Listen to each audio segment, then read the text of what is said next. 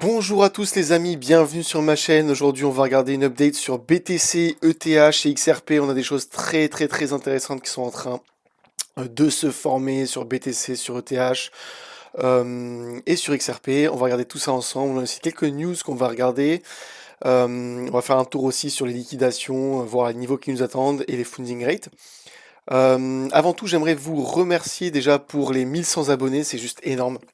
Et tous les likes que vous mettez sous les vidéos, ça m'aide énormément. Je vous remercie à tous. En tout cas, un like, c'est vraiment rien pour vous, mais ça me propulse en fait de ouf. Donc, je vous remercie. J'aimerais aussi vous inviter donc sur mon canal Telegram sur lequel je vous partage des news, des analyses en direct, voilà, des choses clés en fait qui se passent et qui peuvent influer le marché, comme par exemple, bah là récemment, hein, donc l'élection en Roumanie, au moment où on a eu l'annonce de l'élection de la Roumanie, on s'est mangé un énorme dump qu'on a vu ici là en une seule mèche, hein. Vous avez vu, et sur ETH c'était pareil, enfin c'était un carnage. Vous pouvez rejoindre mon canal Telegram pour avoir accès à toutes ces news gratuitement via ce QR code, voilà, ou via le lien en description et dans le commentaire épinglé.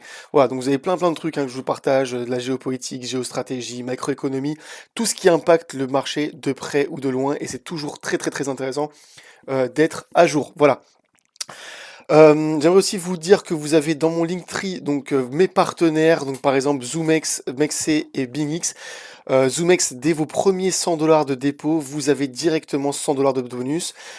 Pour tous ceux qui me disent ouais, on n'a pas reçu le bonus, c'est distribué tous les jeudis. Voilà, donc si vous êtes inscrit, je sais pas, dimanche soir par exemple, bah, faudra attendre le jeudi. Tous les jeudis sont distribués les bonus, et c'est uniquement via ce lien-là. Donc tous ceux qui se sont inscrits avec mon lien, vous savez quand je vous poste des trades et tout, des trucs que je prends. Attention à ne pas prendre mon lien de parrainage, voilà, qui a rien à voir. Ça c'était par exemple c'était une position, voilà, mais il y en a qui scannent ça en fait, et c'est pas via ça que vous aurez le bonus, parce que ça c'est le lien de parrainage qui a rien à voir avec mon lien d'affiliation. C'est le lien d'affiliation uniquement qui vous donne ces bonus là en fait. Voilà, donc c'est valable pour Mexe et pour BingX aussi. C'est uniquement via le lien dans ma description et pas via mon truc de parrainage. Voilà, donc tous ceux qui ont fait un compte de parrainage, vous pouvez reprendre notre adresse email, refaire un compte avec mon lien de parrainage et enfin d'affiliation par contre, et prendre le bonus évidemment sans problème. Voilà, donc petit aparté terminé. On commence par les news. Alors il y a une news quand même que je voudrais sur laquelle je voulais vous parler, c'est les contrats à terme qui arrivent sur le XRP. Alors il y en a beaucoup qui sont hyper excités en mode bon, c'est l'arrivée des institutionnels sur XRP. Alors moi je trouve ça pas terrible. Pourquoi? Parce qu'en fait ça veut dire qu'on sera sur la même dépendance que le BTC et le CME. Eh bien, on va devoir surveiller tous les gaps CME. Chaque gap CME, ce sera potentiellement une menace de retracement. Donc, comme ici, hein, par exemple, pour ceux qui me connaissent depuis mes débuts, eh ben, j'ai commencé ma vidéo quand on était ici, et je vous disais attention, on va retracer pour revenir chercher le gap CME et après reprendre le premier arrêt qui est ici. Bref, hein, vous avez vu toutes mes vidéos et toutes mes analyses avec 1 million d'indicateurs. Et ben voilà, j'ai commencé ma vidéo avec des vidéos hyper bear, mais une des raisons d'être bear en tout cas, c'était le gap CME qui était ici et incomblé, et qu'on est venu combler, et après on est venu rebondir sur le premier arrêt et former le bottom définitif. Voilà, donc ça on l'avait vu venir. Mais du coup, ça veut dire quoi? Ça veut dire que sur XRP, en fait, on sera soumis exactement à la même loi, parce que lorsque le BTC, enfin le XRP pump le week-end, par exemple, eh ben, on saura que voilà, ça formera un gap CME qu'on viendra recombler pour après pouvoir repartir. Bref, c'est super chiant. Et voilà, moi je trouve ça pas ça très cool. Mais bon, en tout cas, ça pourra amener énormément de volume, ça c'est cool, et beaucoup Le point positif, c'est que ça va amener énormément de volume et beaucoup de volatilité. Voilà, donc ça c'est le côté un peu positif. Mais c'était une news qui était intéressante à noter. Juste avant de commencer donc sur la charte sur BTC, alors, il y a beaucoup de choses qu'on peut aller voir, mais avant, on va regarder un peu les liquidations parce que je vois beaucoup de gens paniquer. C'est une dinguerie parce que je vais vous dire un truc, les gars. Là, on a crash jusqu'à 100 combien là? 102 000, et je vous assure que le sentiment à 102 000 était plus bearish que lorsqu'on était ici. Je comprends pas. Tout le monde était en panique, ça y est, c'est le carnage, tout le monde va, enfin, on pense qu'on va crash, alors que, enfin, voilà, toujours penser à dézoomer un peu sa charte. Et là, ce que je voudrais vous montrer sur les liquidations, regardez, c'est que l'essentiel des liquidations, c'est toujours au nord. Pourquoi? Parce que tout le monde est positionné en short, surtout les gros institutionnels pour l'instant. Et là, ils sont en train de se faire rect, hein. Vous voyez le cluster ici, quand je vous disais, on était là, quand était en fait ici, hein. Je disais, on était là, on a pris ce cluster-là, et je vous avais dit, attention, toutes les autres liquidations sont au nord. Et bah, qu'est-ce qu'on a fait? On est parti tout chousse les liquider ici, le premier gros cluster, et là, le deuxième gros cluster se situe jusqu'au 125 000 $. Regardez, ça s'arrête ici, aux 125 000 $. Donc, énormément de shorters à aller chercher pour après potentiellement faire le retracement d'été. Et bah c'est exactement ce que les charts nous indiquent. Mais juste pour confirmer, parce que je vous vois venir, il y en a qui vont me dire, mais ça se trouve tous les longs sont énormément beaucoup plus en dessous, mais on les voit pas sur la charte. Eh bien, quel indicateur on peut se servir? C'est le funding rate. Voilà, le funding rate, à partir du moment où on est en dessous de 0,01%, qui est le funding rate neutre, ça veut dire qu'on a beaucoup plus de shorters sur le marché que de longues. Et donc du coup, bah, ça confirme bien que toute la liquidité de l'open interest en ce moment se trouve beaucoup plus au nord qu'au sud. Voilà, donc ça c'était vraiment un point intéressant à noter, et pour voilà, calmer un peu vos ardeurs sur tous ceux qui sont hyper bearish en ce moment. C'est une dinguerie, je comprends pas. Et plus vous êtes bearish, et plus vous shortez, et plus vous mettez vos shorts ici avec les autres, et qui vont se faire rect de manière assez imminente. Voilà, donc attention, hein, vous regardez tous les funding rates sont dans le vert. Vert, ça veut dire que on est potentiellement amené à aller à la hausse. Alors que je sais pas si vous vous souvenez, mais pour tous ceux qui étaient là déjà en novembre, et bah tout là c'était rouge, orange, rouge. Et bah voilà, là on est clairement pas dans ce cas-là, et donc pas d'inquiétude en tout cas à moyen et long terme. Alors, on passe à la charte. Alors, la charte, où est-ce qu'on en est? Donc, je vais repasser vite fait sur ce que j'avais dit avant, mais voilà. Donc là, on est sur le CPR, le VP-CPR. Voilà, donc CPR, premier CPR bullish qu'on a vu depuis le dernier qui était en novembre. Voilà, donc voilà, novembre c'était le dernier pic, et après, non, c'était novembre et voilà jusqu'à janvier. Mais en tout cas, même janvier, il nous avait annoncé un retournement ici, et même si on est cherché à aller un plus haut, et ben ça indiquait qu'on était sur un retournement majeur, et c'est exactement ce qui s'est passé. Voilà, retournement majeur. Et là, en fait, on est sur le premier CPR haussier, donc on est potentiellement en fait sur une énorme phase de hausse à venir. Voilà, donc c'est ce que je vous disais lorsqu'on était ici, en fait, lorsqu'on a eu le premier CPR là, je vous ai dit voilà, c'est un VCPR, et là pour l'instant, vous voyez bien que le R1 nous a fait office de support encore une fois sur le crash d'hier, le crash de l'élection roumaine, et là vous voyez, voilà, le R1 nous a fait support encore une fois, donc tant qu'on n'a pas cassé ce support, eh bien, on est toujours dans une dynamique extrêmement haussière. Un autre truc que je vais vous montrer, c'était le VPEC et le pseudo VPVR. Alors, pour faire très simple, on va passer en 4 heures pour ça. C'est juste, en gros, ça vous montre le point clé et le point pivot sur lequel on est en ce moment. Et là, vous voyez, donc sur tout ce mouvement-là, et ben le point pivot, nous sommes aux 103 000. Donc 103 000 en fait qui nous font office pour l'instant, donc à la fois de support et de résistance. Vous voyez, donc résistance ici, et là pour l'instant ils nous font office de support. Et donc ça veut dire quoi? Ça veut dire que l'essentiel du dernier mouvement, eh bien, en gros, l'équilibre entre les longues et les shorts se trouve sur les dernières time frames, en tout cas à court terme, se trouvent exactement au-dessus là et en dessous là. Donc là, en fait, on est en phase de consolidation sur un LPS. LPS que je vous avais montré bah, juste ici, hein. Donc je sais pas si vous vous souvenez, donc vous pouvez toujours regarder pour ceux qui ont un doute sur mes précédentes vidéos. Donc ça, cette chart là, je la montre depuis qu'on est ici. Donc cette chart là, elle correspond à quoi? Elle correspond à la distribution pattern qui est juste là. Donc voilà, ça je vous avais pas encore montré, mais là voilà, distribution pattern sur laquelle on la suit depuis le PC, enfin le PSI, le BC, le ST ici, voilà, le AR qu'on est venu chercher, le ST, etc. On a juste voilà, le spring qui n'était pas affiché sur cette charte, parce que cette charte elle date de 1910, à l'époque il n'y avait pas de futures. Donc voilà, depuis qu'on a les futures, on a toujours un spring, le spring qu'on est venu chercher exactement. Voilà, LPS, SOS, ici lorsqu'on était au LPS, je vous avais dit à tout moment on a un SOS, voilà, pour après reformer un LPS, et c'est exactement ce qu'on a fait. Vous voyez, on a fait un énorme SOS, et là on est sur un LPS, exactement où? En dessous de la ligne du BC du ST là, et pour l'instant ça nous fait office exactement de résistance. Vous voyez, un pixel près quand on se met en daily. Pour l'instant, voilà, on a même pas clôturé au-dessus, c'est quand même une dinguerie, hein, c'est pixel près, hein, vous voyez, regardez, c'est vraiment, c'est pixel près, c'est une dinguerie.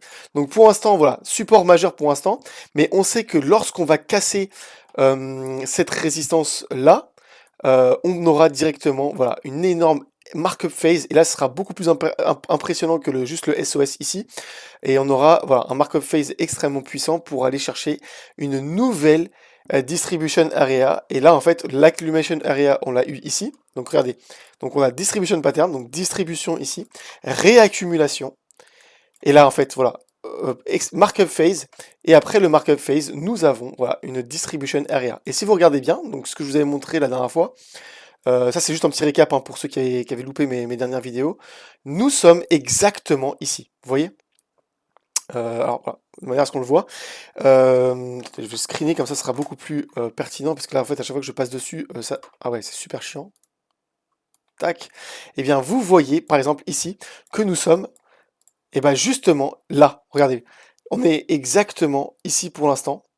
Et vous avez donc l'oversold area, donc ici, donc là, ça c'est la phase de réaccumulation, et nous sommes à la veille d'un énorme markup phase, donc en fait là on est revenu chercher le plus haut, le BC ici, regardez, le même niveau, hein. Et c'est exactement ce qu'on a fait là, et là en fait à tout moment, lorsque l'on casse, et ben nous sommes partis sur un markup phase extrêmement puissant, comme nous l'indique cette wake of price cycle, pattern. Voilà, donc du coup, là ce qu'on attend, c'est soit pour l'instant une consolidation, donc à court terme, et là en fait, voilà, comme on n'est pas marabout, il faut juste qu'on se positionne de manière à être gagnant dans les deux cas, mais si jamais ça retrace, vous êtes gagnant parce que vous aurez gardé un peu de liquidité ici, donc on peut très bien former un Browning bottom, enfin un Browning wedge ici, et ou sinon, si jamais on casse, et que cette phase-là, en fait, ici, nous a fait le rebond, eh bien, nous sommes partis pour un énorme markup phase ici. Alors la nouvelle pattern que je voudrais vous montrer aussi, avant de voir le running bottom, c'est le rising wedge. Alors ça je vais vous montrer dans le groupe et là tout le monde a commencé à paniquer. Et là c'est là où ça va être extrêmement intéressant. J'ai un parallèle très intéressant à vous faire parce que cette pattern là, cette suite de patterns là a déjà eu lieu. Donc voilà, on a le falling wedge ici, hein, vous connaissez le falling wedge à force maintenant, à force de regarder mes vidéos. Voilà, donc extrêmement puissant. Après on a les lignes de résistance ici, voilà, tac, tac, tac, ici aussi. Voilà, enfin ça c'est juste pour, voilà, pour vous l'illustrer pour ceux qui le voient, qui ont du mal à le voir. Et là en fait nous avons, on est sorti de ce falling wedge ici, avec une target de 123 000 $, 125 000 $.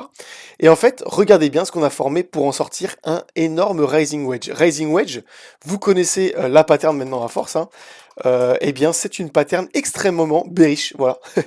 C'est une pattern, voilà, c'est une pattern extrêmement bear qui a 82% de chances de casser. Néanmoins, ce que je vous avais expliqué plusieurs fois dans mes vidéos, et d'ailleurs je suis super content parce que j'ai vu dans mon groupe qu'il y en avait pas mal qui l'avaient bien noté, donc mes explications ne partent pas dans le vide, je suis content. Eh bien, c'est que la pattern sur une plus grosse time frame prévaut sur la pattern suivante. Donc là, en fait, on a une pattern en weekly, alors que là, ici, on a un rising wedge en daily. Donc forcément, vous connaissez la règle. La règle, c'est que la pattern weekly prévaut sur la pattern daily. C'est exactement ce qui s'est passé sur le BTC. Et là, c'est là où j'attire votre attention. Et là, il faudra être concentré sur cette pattern-là. C'est exactement ce qu'on a eu, les amis. C'est un truc de fou. Nous avons eu le falling wedge en monthly qui nous a servi de bear market et nous sommes émancipés de ce, enfin on a breakout en gros à la hausse, donc rebond une fois, rebond deux fois, et nous sommes partis à la hausse avec ce rising wedge extrêmement bearish, mais comme la pattern monthly prévaut sur une pattern weekly, eh bien nous avons cassé à la hausse. Et je vous attire votre attention sur un truc aussi, c'est que regardez la target à la hausse de ce falling wedge, elle est exactement du niveau sur lequel on est allé chercher et sur lesquels on est en train de buter en ce moment. D'ailleurs, c'est le même niveau de prix actuel. Vous voyez, donc voilà, on a buté exactement contre ce prix-là. Et regardez la target maintenant du rising wedge qu'on a cassé à la hausse. C'est, bon là j'ai tracé dégueulassement, mais c'est exactement la même. Attendez, je vais essayer de le retracer un peu plus proprement. Voilà. Eh bien, c'est exactement le même prix, vous voyez, exactement la même target, eh bien que ce falling wedge en monthly. Et regardez aussi, bah là sur le Browning wedge, mais ça pour l'instant on n'y est pas encore, c'est pour ça que je vous le montre pas, je vous le montrerai pas. Mais on a exactement, encore une fois, la même target, voilà, triple target qui donne le prix qu'on est allé chercher pour former ce nouveau falling wedge. Et bien ce falling wedge suivi d'un rising wedge, est-ce que ça vous rappelle pas quelque chose? Eh bien c'est la configuration à beaucoup plus petite échelle que nous avons ici. Nous avons un falling wedge weekly et un rising wedge en daily. Donc même si jamais on casse ici et qu'on fait une consolidation, vous savez via cette pattern-là que nous sommes en consolidation avant de revenir tester et repartir sur un markup phase pour respecter le Wyckoff Price Action Cycle. Voilà, donc ça c'est quelque chose de vraiment extrêmement intéressant à noter. D'ailleurs, enfin, pour ceux qui me découvrent, le Wyckoff Price Action Cycle, c'est exactement un cycle qui se répète de manière indéfinie. Regardez, oversold, overbought, oversold, ah, attendez, voilà, oversold, et là, overbought, voilà, un peu plus haut, et à chaque fois, voilà, des plus hauts de plus en plus haut, des plus bas de plus en plus bas, parce que nous sommes en bull run, et on a exactement cette pattern-là, mais inversée en bear market, donc overbought, oversold, puis après overbought, puis oversold, et ainsi de suite. Voilà, donc ça c'est quelque chose de vraiment très intéressant à noter. On passe tout de suite à la suite. Donc, on a le broadening bottom. Broadening bottom, pour l'instant, qui nous fait toujours office de support. On n'a pas réintégré, donc ça, c'est un signal extrêmement positif. D'ailleurs, convergence des patterns, donc pour ceux qui ont un doute, voilà, donc épaule tête épaule qui nous donne une target exactement de 124 000 $. Comme par hasard, exactement la même target que cette pattern en weekly, qui nous donne, voilà, 125 000, 124 000 $. À la hausse. Donc franchement les gars, pour tous ceux qui paniquent là, j'arrive pas à comprendre. On est quasiment sur un all-time high. Le all-time high, il est à tout moment imminent en fait. Ça se trouve même ce soir-là, après cette vidéo, on l'aura déjà fait. Ça se trouve ce sera à la fin de cette semaine. Ça se trouve ce sera le week-end prochain. Peu importe. Mais on sait que voilà, on est dans une phase extrêmement haussière et c'est tout ce que je dirais pour aujourd'hui sur le BTC. On passe tout de suite à l'ETH qui nous donne une pattern extrêmement puissante et intéressante. Alors, à regarder. Déjà en weekly, qu'est-ce qu'on a voilà depuis qu'on suit depuis un moment les amis et qu'on a vu d'ailleurs arriver depuis très très très longtemps et ça c'est génial. Sur ma chaîne, vous regardez mes précédentes vidéos, hein, tout ça on l'a vu venir ce scénario et le scénario s'est produit exactement comme on l'avait prévu. Eh bien, falling wedge, les amis, fake out ici pour faire un bottom définitif. Bottom définitif en bas, en weekly, ça c'est juste un petit récap hein, de 15 secondes pour tous ceux qui ont jamais suivi mes vidéos. Mais voilà, tout ce scénario, on le suit depuis très très très longtemps. Eh bien, nous avions identifié d'ailleurs, depuis qu'on était là, en 3400, la zone de rechargement de Fibonacci, 0,618, 0,786. Regardez, en weekly, on n'a pas clôturé un pixel de plus que la zone de rechargement en 0,786 ici de Fibo, comme par hasard. On a fait un petit fake out, mais c'était qu'une seule mèche. Ici, on repasse en daily, donc voilà, tout indiquait un bottom ici définitif de marché, avec le stochastique qui a flash au vert. Mais ça, voilà, je récap rapidement, hein, je survole un peu le recap. Ensuite, je vous avais dit, la target de ce falling wedge au breakout à la hausse, c'est les 3300 $. 3300 $, qui correspondent à quoi? Comme par hasard, exactement la zone de rechargement, voilà, de short ici pour le TH. Nous avons fait un SOS, LPS, LSOS, et là nous sommes sur un nouveau LPS. Voilà. Donc qu'est-ce qu'on va regarder ensemble aujourd'hui? On va regarder en plus courte time frame, parce que le high time frame, on a déjà vu et revu ensemble, et voilà, on va pas se répéter indéfiniment, mais là on va regarder en plus courte time frame. Alors en plus courte time frame, hier, je vous avais montré quoi dans mon groupe. En fait j'aurais dû le mettre dans le... J'ai fait de la merde, j'aurais dû le mettre dans le canal en fait pour que ça profite à tout le monde, mais c'est pas grave. Un énorme épaule, tête, épaule, voilà, qui avait play out juste là. Voilà, donc énorme épaule, tête, épaule, qu'on avait vu ensemble, voilà, donc on l'avait vu dans le groupe, hein, on avait placé des trades absolument magnifiques. Donc target de épaule, tête, épaule, même si d'ailleurs j'avais perdu confiance en mon analyse hier, je sais pas pourquoi, j'avais vu ce épaule, tête, épaule, et en fait quand j'ai vu le truc remonter, je me suis pas dit que ça pouvait être un fake out, regardez, ou un retest de la neckline. Donc regardez bien, on allait chercher exactement la target. Bon, là, je traçais absolument dégueulassement, regardez, hop, voilà, donc épaule, tête, épaule. Voilà, que la neckline ici, tac, ici, voilà. Bon, je trace un peu à l'arrache aujourd'hui, mais voilà. Donc on allait chercher plus ou moins pour l'instant la target, mais en fait on n'a pas atteint exactement, c'est ce que je suis en train de remarquer à l'heure actuelle. Donc il y a un petit short à placer. Il y en a qui sont placés en short ici, qui sont sortis ici malheureusement à perte, dont moi d'ailleurs, parce que quand j'ai vu que on avait réintégré là, je me suis dit bon c'est un peu chaud. Mais là en fait on avait reformé un falling wedge ici. Donc avant de parler du falling wedge, voilà. Donc moi j'avais pas pris de profit sur le short malheureusement. J'aurais dû m'écouter en fait. Je sais pas pourquoi je me suis pas écouté. Là ici on a eu l'élection roumaine. Élection roumaine, bam, énorme crash ici. Et après bah voilà. Là on a retesté ici et en fait nous avons formé voilà à plus court terme un falling wedge. Donc là pour moi c'était un trade perdant malheureusement alors que mon analyse était absolument nickel. Mais là, en fait, on a un falling broadening wedge qui se forme ici. Alors, je croyais qu'il se formait en 4 heures, mais en fait, pas du tout. Il se forme en daily. Regardez. Pourquoi? Parce que on a fait un fake out en mèche ici. On n'a pas clôturé au-dessus. Mais on va rester en 4 heures parce que pour moi, en daily, c'est un peu chaud de voir de manière plus claire. D'ailleurs, là, ici, on peut placer. euh, Qu'est-ce que je voulais mettre? Voilà, ça. Un fake out. Voilà, ici. Fake out clair et net. D'ailleurs, je vais retirer celui-là parce qu'il n'a pas fait office de résistance. Voilà. Et puis là, en fait, on se fait repousser pour l'instant à la baisse pour redescendre. Mais ce que je voudrais attirer votre attention c'est que le épaule tête épaule ici. Donc, si on a un retracement sur le BTC, on pourrait retracer beaucoup plus profondément pour aller chercher le bottom ici de ce falling broadening wedge. Pourquoi? Parce que déjà ici, on a un épaule tête épaule qui nous donne une target plus basse. Donc ici. Et on n'est pas allé le chercher en fait. Et là, ça pourrait correspondre au bottom de ce descending broadening wedge. Voilà pour le plus court terme. En plus de ça, on avait identifié quoi ensemble? On avait identifié que en daily, nous avions un énorme. Alors, s'il veut bien s'afficher. Voilà, donc on s'est fait rejeter. Donc en daily, on s'est fait rejeter. Regardez, à chaque fois on reteste, eh bien on reteste le ribbon en daily. Vous voyez, on se fait rejeter pour l'instant à chaque fois. C'est un peu la même chose sur XRP, et c'est un peu comme le BTC ici. Ici, on se faisait rejeter, voilà, rejeter. Et là après, une fois qu'on a breakout, eh ben on a cassé à la hausse pour une impulsion absolument massive.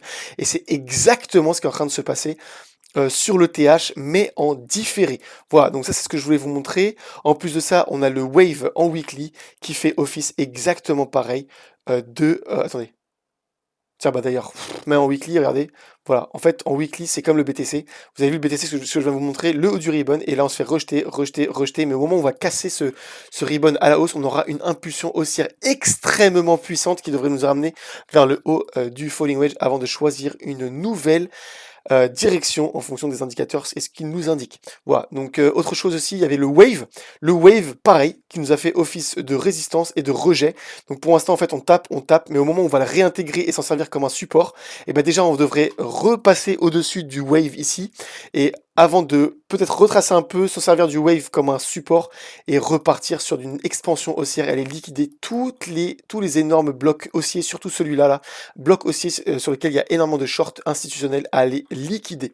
Voilà, donc ça c'est ce que je voulais vous dire sur l'ETH. On passe à l'XRP vite fait parce que là je commence à tarder un peu trop. Je parle depuis quoi? 22 minutes, ok. Donc sur le XRP, avant même de commencer mon analyse, je voudrais vous indiquer, parce qu'on est dessus, que le wave pour l'instant nous fait en weekly, fait office de support, et vous le voyez, hein, support, et au moment où on va casser cette pattern en weekly, qui est un falling wedge, vous connaissez un falling wedge maintenant, hein, comme le BTC, là, falling wedge, et ben lorsqu'on l'a cassé, vous avez vu, et ben pour l'instant, sur le XRP, on est encore exactement ici, et là, en fait, voilà, XRP, on est à la veille d'une phase absolument majeure, c'est pour ça qu'en ce moment, j'achète des toutes petites sommes, hein, des $200, $300 tous les jours de XRP, et parfois, voilà, dès que j'ai des payes, ou alors parce que là en ce moment je travaille aussi un petit peu en freelance, dès que j'ai des 1000 $, des 2000 $ qui tombent, enfin des 2000 euros, j'envoie directement sur XRP des petits parpaings, comme ça pour construire ma position sur XRP, et voilà, parce que là au moment où on va casser ce falling wedge les amis, on est parti sur une impulsion haussière tout droit vers les 5 $. Voilà, donc moi je veux absolument pas louper ça, et c'est absolument magnifique ce qui se forme. Mais en attendant, on peut avoir des petits retracements, et c'est là où on va passer en daily. Alors, on va d'abord voir le CPR. Voilà, le CPR pour l'instant, il nous a pas servi de support, le R1. Là, on a réintégré le falling wedge, et là, le falling wedge nous fait office de résistance. D'ailleurs, je vais passer ça Désolé si je parle un peu vite, les amis, mais c'est juste que je veux pas que ma vidéo fasse 1 million de... Enfin, 1 heure. Mais il y a tellement de choses à dire, c'est passionnant en fait, mais enfin, je pourrais en fait... Vous savez que là j'ai sélectionné que 3 indicateurs, mais en réalité, qu'il y en a 9 sur lesquels je suis. Mais juste que j'ai chopé les plus pertinents et ceux qui vous parleraient le plus parce que les autres sont un peu plus techniques.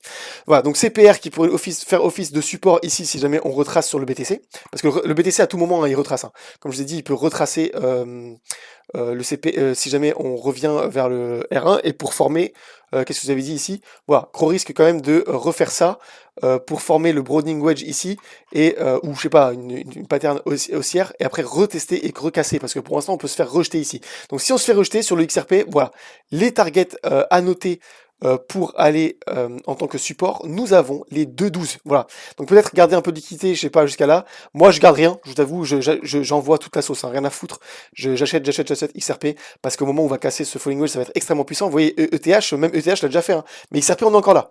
Voilà, donc XRP, je suis quand même extrêmement haussier dessus. Voilà, donc je remets la charte un peu plus, voilà, un peu plus lisible. Et vous voyez que le wave en daily aussi que je voulais vous montrer. Miyuki ou Ribbon, Miyuki. Attendez, ça c'est le wave. Voilà, wave. Le wave, qu'est-ce que je voulais vous dire dessus? Voilà. Il pourrait nous faire office clairement de support. Et d'ailleurs, il est vachement en retard, vous avez vu, parce que là, il vient de flasher au bleu. Et on s'est même pas encore émancipé du wave. Donc, vous voyez à quel point sur XRP, on est en retard pour l'instant. Mais au moment où on va rattraper son retard, les amis, ça va être absolument démentiel. Et on va suivre ça tous ensemble sur ma chaîne. C'est ça qui est génial. C'est qu'on va tous suivre ensemble et on va voir l'évolution du truc.